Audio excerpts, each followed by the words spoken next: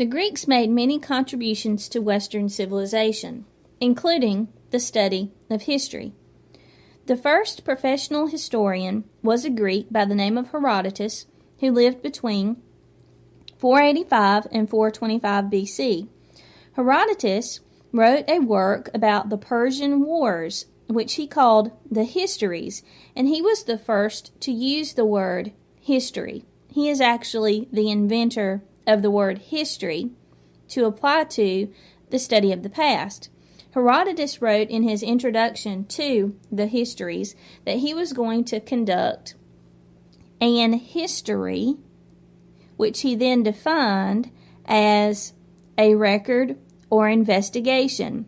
So according to Herodotus, the father of history, the inventor of the word history, history is a written record or an investigation into a person, place, or event. Thucydides, who lived between 460 BC and 390 BC, is considered to be a better historian than Herodotus. Thucydides is more of a scientific or journalistic type historian. For all of his fans, Herodotus was a very entertaining historian, not necessarily the most objective. Thucydides, on the other hand, was extremely objective, writing in a very journalistic style, focusing on who, what, when, where, how, why, not getting into any sort of speculation, but sticking strictly to the facts. So Thucydides is regarded as the better of these two historians from Greece. Thucydides' work is entitled The History of the Peloponnesian War, and it was an investigation and record of the war between Athens and Sparta. Another area in which the Greeks excelled or achieved excellence and contributed to Western civilization was literature. Among the most important writers from ancient Greece are Homer, Hesiod, Sappho, and Aesop. Homer lived in the 800s BC and wrote two long epic poems. The first was entitled the Iliad, and it was the story of a battle and war between the Mycenaeans and the Trojans.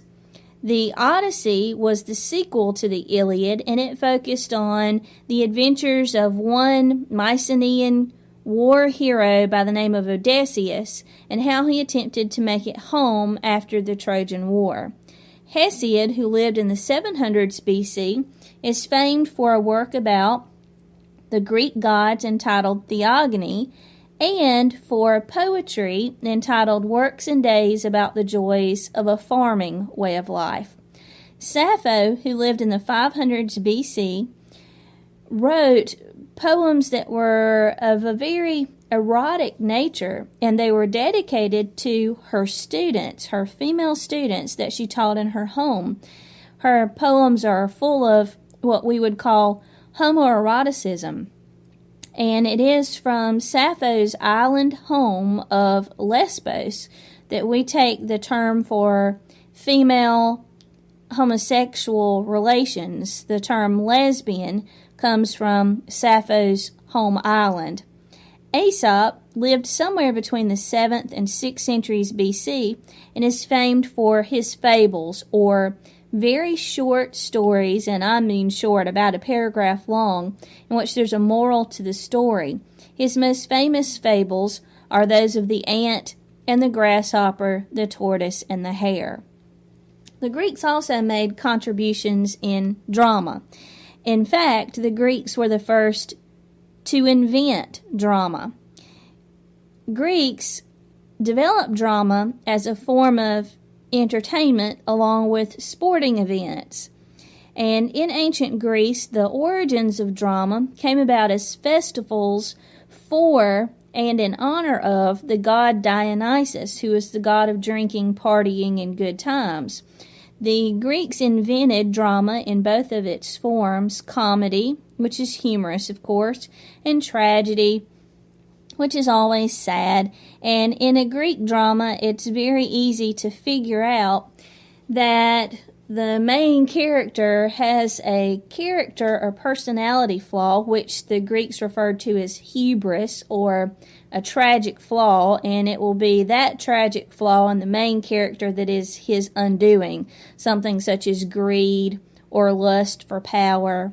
Greeks gathered in large open-air stadiums called amphitheaters to watch the plays of men like Sophocles, Euripides, and Aristophanes. Sophocles lived between 496 and 406 BC. His famous plays were Antigone, about a young woman, Antigone, who attempts to obtain a proper burial for her brother, who was guilty of treason. Oedipus Rex and Oedipus at Colonus focus on a young man who murders his father and ends up marrying his mother. Now, of course, Oedipus did not know the man he murdered was his father and that his wife was his mother. At the end of the plays, when he finds out what he has done, Oedipus can no longer stand the sight of himself and he blinds himself. He pokes out his own eyes. Euripides lived between 480 and 406 BC. His major works are the Bacchae and Medea. The Bacchae is very religious in nature, about the origins of the gods. Medea is about a woman named Medea who was abandoned by her husband Jason for another woman, and to get revenge on her husband Jason, Medea kills their children. Aristophanes lived between 445 BC and 386 BC. He was a writer of comedy. Sophocles and Euripides, obviously based on what I've just told you, were famed as writers of tragedy. Aristophanes, on the other hand, wrote comedy. His most famous play was Lysistrata. The name translates as She Stops War. Lysistrata was a play about a woman named Lysistrata who came up with a way to end the Peloponnesian War. Aristophanes' play, Lysistrata, was full of anti-war, to be precise, anti-Peloponnesian War sentiment. And in this play, Lysistrata proposes a sex strike, withholding sex from husbands to more or less force them to stop fighting each other. The Greeks also made major contributions in philosophy and teaching. The sophists, or teachers and philosophers, taught rhetoric, that is, the fine art of political debate, to aristocratic boys. These sophists include Socrates, Plato, and Aristotle. Socrates taught Plato, Plato taught Aristotle, Aristotle taught Alexander the Great. Socrates lived between 470 and 399 BC and was famed for his Socratic method, meaning that he never lectured to his students. Instead, he conducted them through self-examination, questions and answer technique. He would ask never simple yes or no questions, but questions that were open-ended with many possible answers, and he would attempt to get his students to arrive at the truth. So Socrates wandered throughout the Athenian agora. He did not maintain a school, and through the agora he would lead these young aristocratic boys and he would question them about the laws that were up for debate and passage in Athens, about the motives of political leaders, about the gods and whether or not they existed. And all of this questioning eventually got Socrates into trouble. Many parents who were sending their young boys to the school, quote-unquote school of Socrates, were concerned that Socrates was corrupting the minds of their sons through his questioning of the existence of the gods and of questioning the motives of the political leaders of Athens. So in 399 BC, Socrates was put on trial and found guilty of corrupting the youth. His punishment was death by poison. So in 399 BC, Socrates drank a poisonous concoction of hemlock leaves and died. His work was carried on by his famed pupil Plato, who lived from 427 to 347 BC. Plato founded a school called the Academy, in which he too taught aristocratic boys, but he was certainly a much more cautious teacher than Socrates, and I think we understand why. Plato is famed for 2 books that he wrote also, one called The Laws, the other The Republic. And in The Republic, Plato talked about a perfect city-state or perfect polis, and the word he used to represent this perfect polis was utopia. And it is interesting to note that the word utopia translates from Greek as nowhere. So utopia has come to represent perfection, but the word itself actually means nowhere.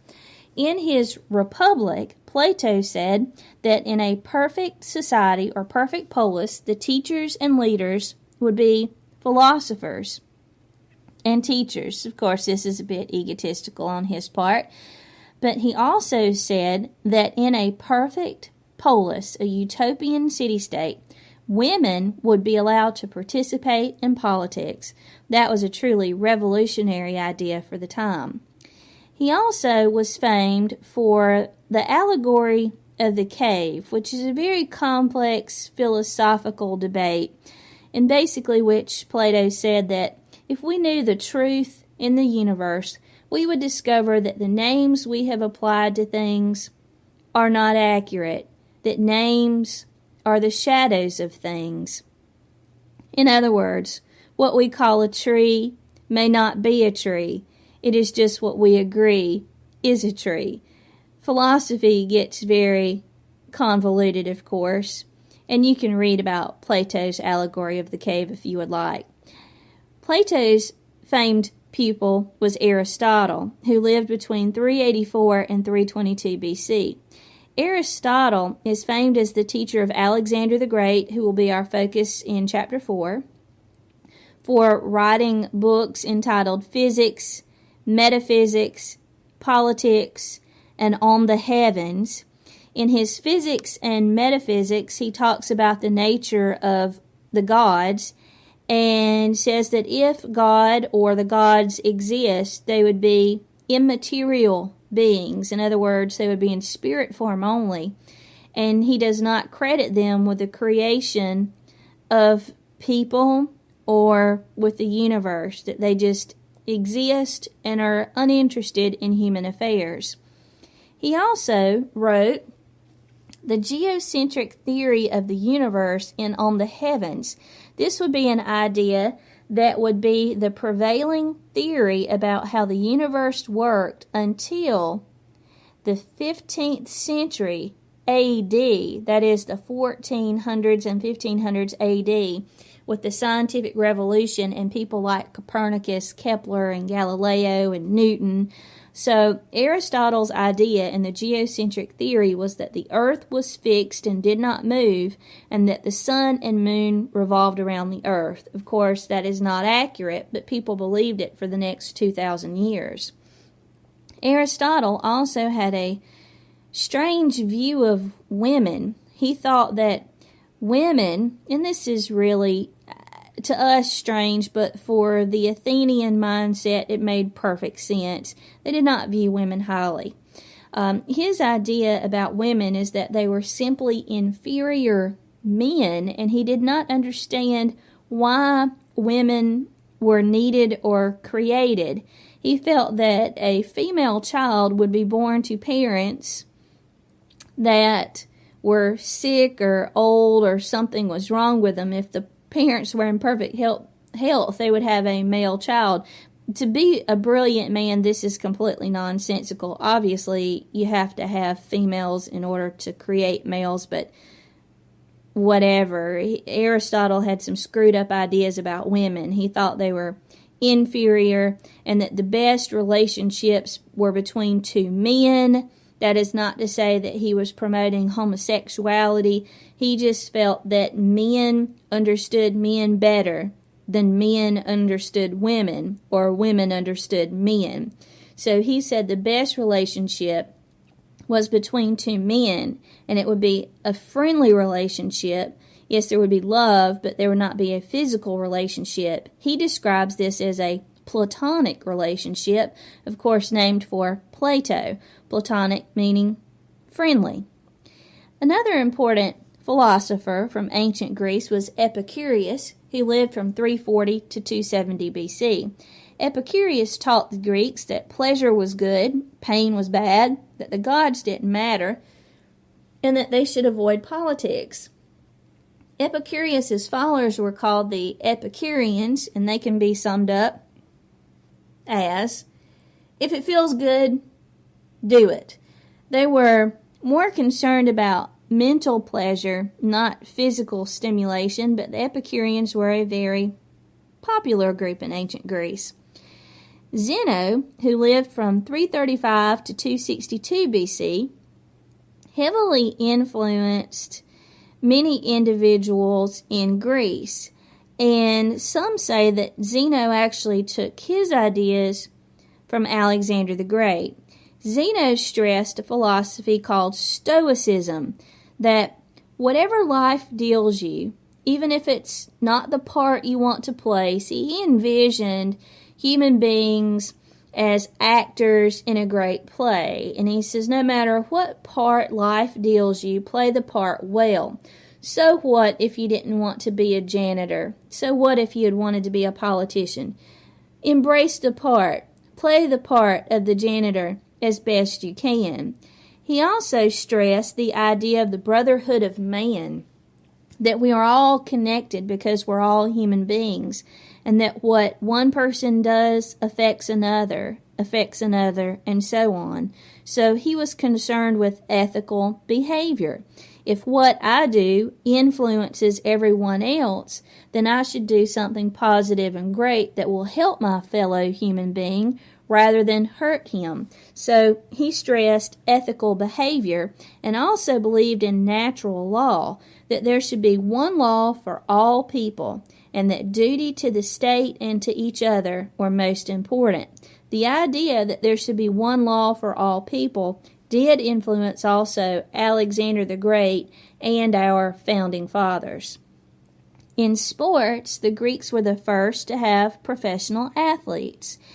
The Greeks believed in the total package, and what I mean by that is, to the Greeks, they wanted to be brilliant along the lines of Socrates, Plato, and Aristotle, but they also wanted to have a perfect body. So they worked out very vigorously, the Greeks, and really appreciated someone who was both brilliant of mind and very physically fit.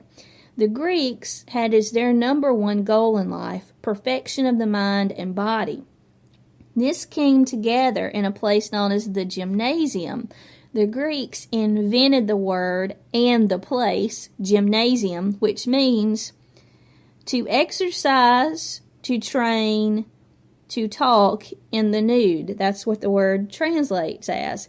So throughout Greece, young men would get together to exercise their bodies and to train their bodies vigorously through exercise and sports, but also at the same time they would discuss big ideas, things like Aristotle's geocentric theory and his views on women. They would debate intellectual ideas and concepts while also working out.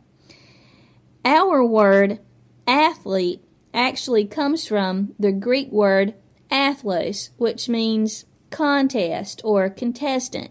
And every 4 years in Greece, starting in 776 BC, in honor of the Olympian gods, the Greeks staged an elaborate sporting festival called the Olympics.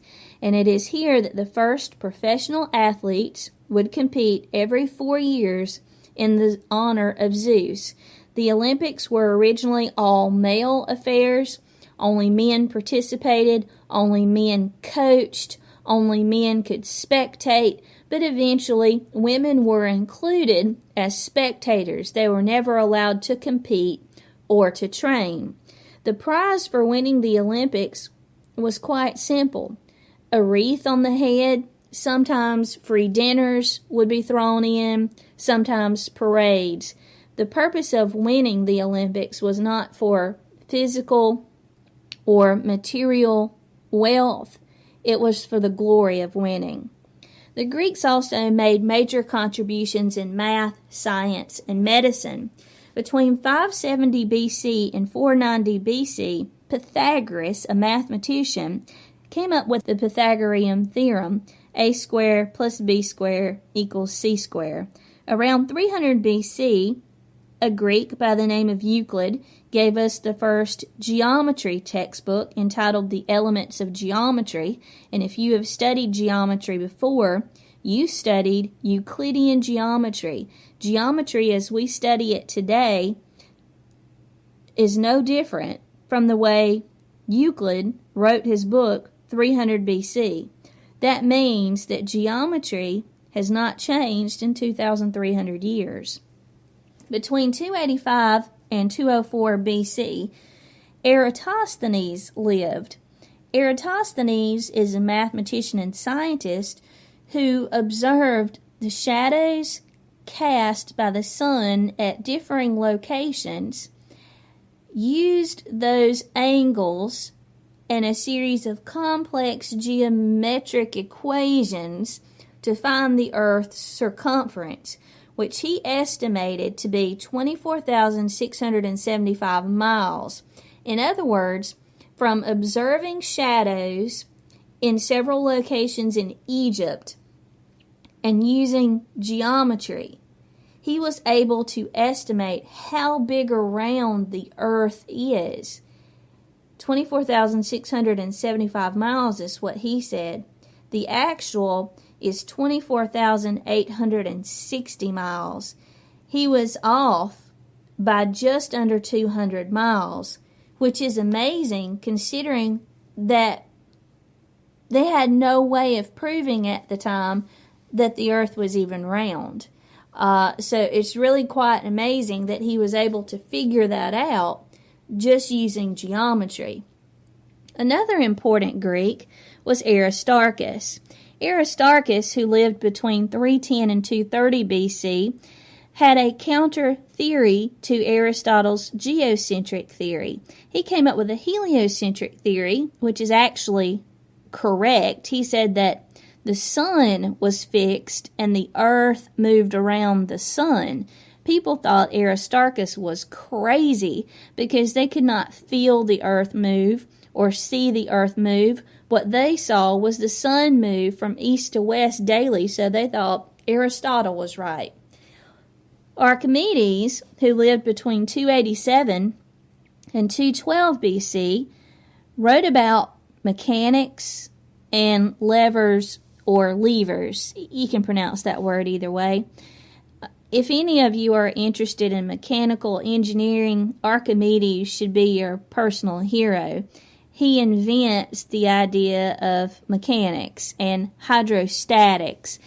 He wrote books entitled On Plane Equilibriums, all about mechanics and using levers, and he actually bragged once that if he could make a lever big enough and had a place to stand, he could move the earth.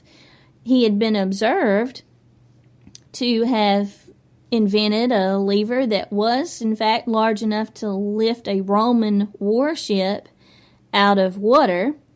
We have tried in modern times to replicate Archimedes' invention of this huge lever, but have been unsuccessful. How exactly he did that remains a bit of a mystery. He also wrote on floating bodies, which is the science of hydrostatics, and explains specific gravity or how things float. An interesting story about on floating bodies is that Archimedes had wondered how exactly it was possible to float. What was an explanation for how things floated? Something as big, even as a warship. How could one explain the floating of something that appeared so heavy? Certainly it would sink. Well, he was lying in his bathtub, floating, when suddenly he had a breakthrough and was able to see a formula, which is the heart of specific gravity, that would explain how things floated. And you can read about that in your textbook. It's quite complicated. But in his excitement for having discovered an explanation for how bodies float, He jumped out of his bathtub and went running through the streets of his neighborhood in the nude, wet from his bath, yelling, "Eureka! Eureka!" which means, "I have found it." I'm sure that was a humorous sight to his neighbors. In his excitement of discovering specific gravity, he apparently forgot his nudity. Archimedes was also famed for his booby traps. And without complicating things too much for you, during his lifetime, Archimedes, who lived on the island of Sicily, watched the growing power of a new civilization called the Romans. And it's during Archimedes' life that the Romans are emerging as a major power in the Mediterranean. We'll talk about the Romans in chapters 5 and 6. Archimedes wanted to protect the people who lived on Sicily from the threat of the Romans. So he was able to invent a lever that would lift Roman warships up out of the water and turn them over, capsize them. He was also famed for his booby traps. Just to give you a little example of how famed he was for his booby traps, there are stories of Roman legions marching through Sicily, refusing to go further because they feared booby traps set by Archimedes. One of these stories was of a Roman legion who was marching along under orders from its commander and stopped, refused to go any further because a string was lying across the road. And the commanding officer, of course, had not said stop, so he was highly upset that the men had stopped marching. So he rides up on his horse to the front of the line and asks, "Why have you stopped?" And they all point simultaneously to a piece of string lying across the road.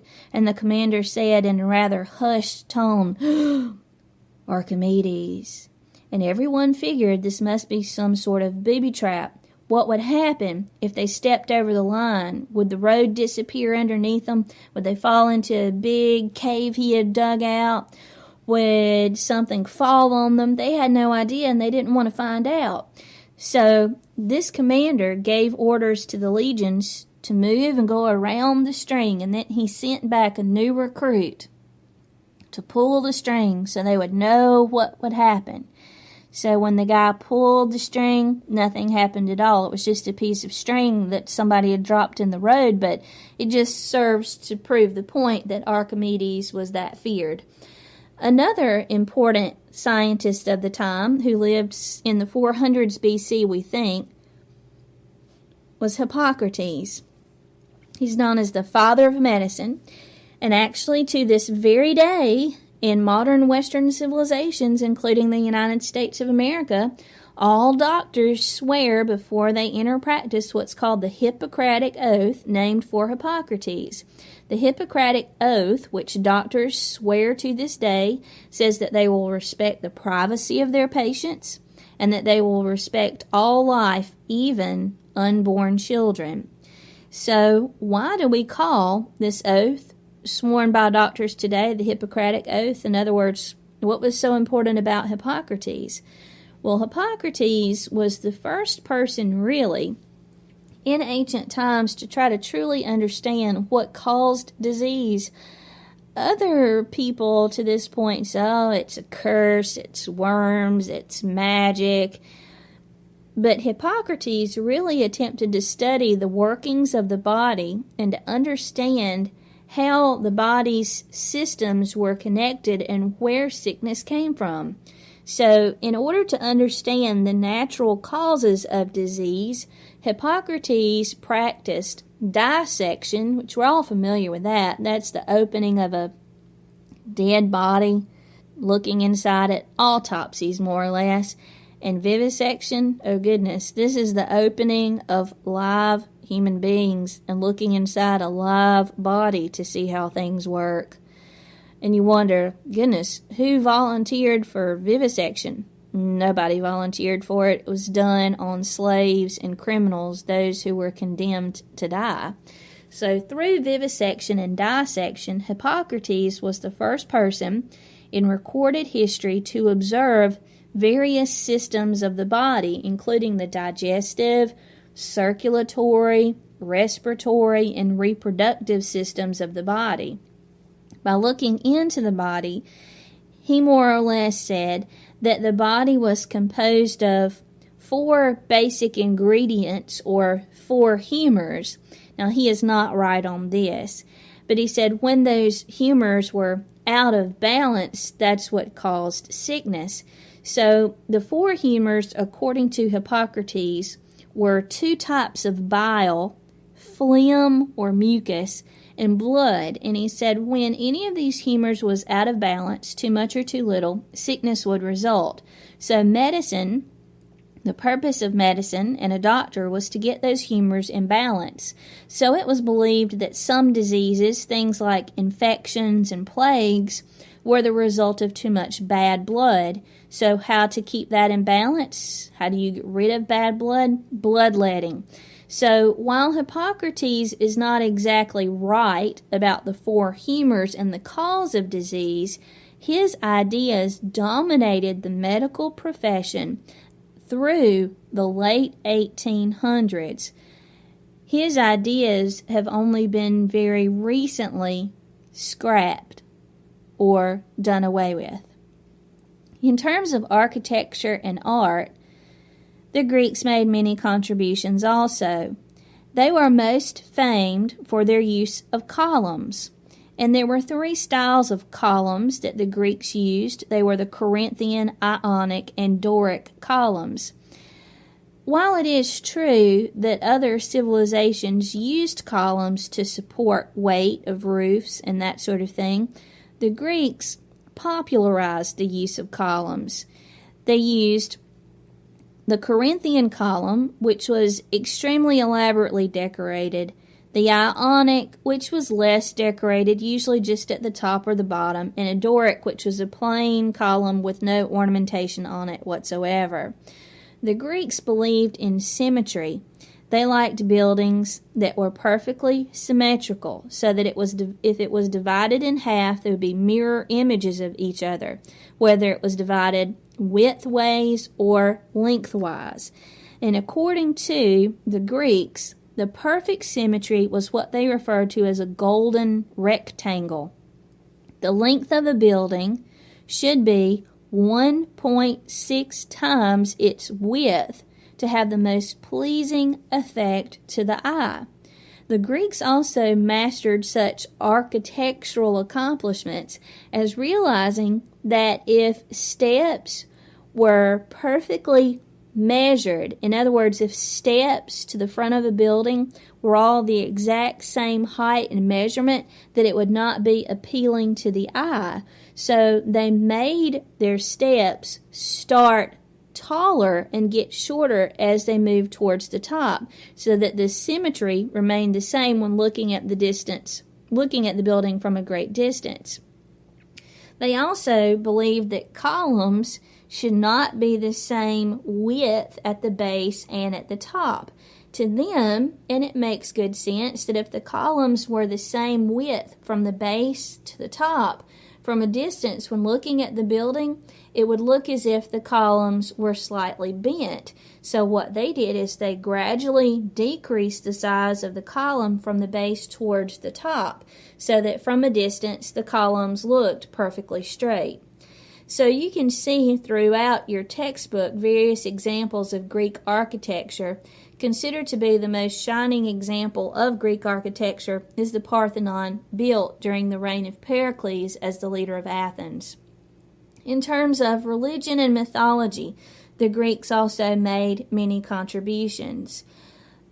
Now, of course, today, just so you know, no one practices Greek religious beliefs. The Olympian gods are not worshipped anywhere, but you cannot read a piece of philosophy or literature without finding references to Greek mythology and religion. So briefly, in terms of religion and mythology, the Greeks were practicers of polytheism. That means they worshipped many gods. They had 12, which were considered to be the supreme gods. They were called the Olympian gods. It was believed they lived on Mount Olympus, the highest point in Greece. These gods, these 12, were the most important to the Greeks, and of the 12, the chief god was Zeus. The Greeks envisioned their gods as anthropomorphic, a word we've learned already this term, which means human-like, looking like and acting like human beings. The Greek religion, however, is extremely complicated because they also have demigods. These are part human, part god, nymphs, muses, beasts, and monsters.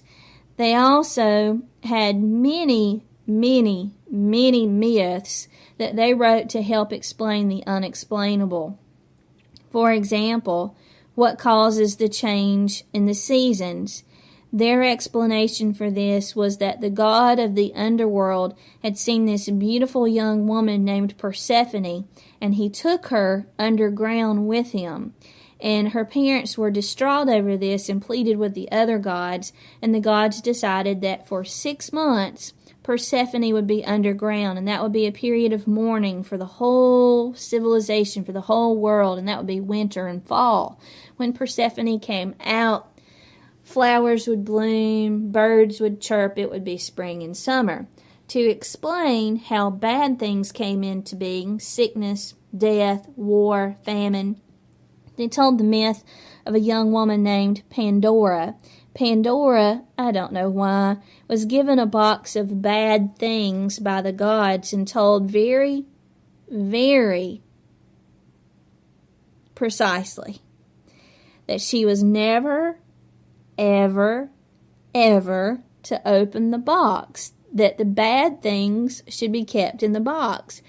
It's almost sort of like the tempting of Adam and Eve in the Garden of Eden with the apple. Don't ever, ever eat the apple. Well, the temptation is so great, you can't help but fail to do it. So, basically, Pandora's curiosity gets the best of her. She opens the box to see what is inside, and all of these bad things come out. War, famine, death, sickness, and that's how those bad things came to be. The Greeks also practiced immortality cults and mystery religions. I can't tell you much about the mystery religions because they are, in fact, a mystery. We know that the Greeks had cults that promised immortality because for most Greeks the idea was that there was no heaven or hell unless that was bestowed as a particular gift or a particular punishment by the gods. They thought that life on earth was all there was. So some Greeks were depressed by that. It seemed almost, what's the point if this is just it? It seems like there should be more. These Greeks formed immortality cults. What they believed, we do not know. Their rites of initiation were kept so secret that the information is lost to us today. What they believed, other than immortality was possible, we don't know. Therefore, they're called mystery religions. So, from this lecture, I think you gain a sense of what culture and life was like in ancient Greece. In our next lecture, we'll talk about the conquest of Greece and the end of Greek civilization, thanks to Alexander the Great.